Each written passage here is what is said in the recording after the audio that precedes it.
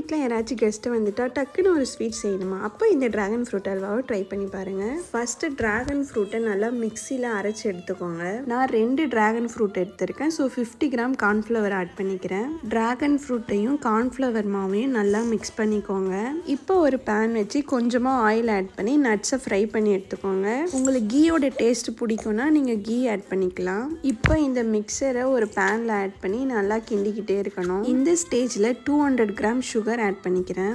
Sugar add பண்ணிவிட்டு நல்லா mix பண்ணி விடுங்க. இப்போது நான் ஃப்ரை பண்ணி வச்சுருக்க நட்ஸையும் ஆட் பண்ணிக்கிறேன். எல்லாத்தையும் நல்லா மிக்ஸ் பண்ணிக்கோங்க.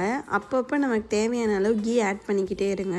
அந்த பேனில் நம்ம செஞ்சு வச்ச அல்வா ஒட்டாமல் வரணும். அந்த கன்சிஸ்டன்சி வந்ததும் ஸ்டவ் ஆஃப் பண்ணிக்கோங்க. அவ்வளோதான், டேஸ்டான ஹெல்த்தியான ட்ராகன் ஃப்ரூட் அல்வா ரெடி. இந்த ஷார்ட்ஸ் உங்களுக்கு பிடிச்சிருந்தா லைக், ஷேர், சப்ஸ்கிரைப் பண்ணிடுங்க மக்களே. தேங்க்ஸ் ஃபார் வாட்சிங்.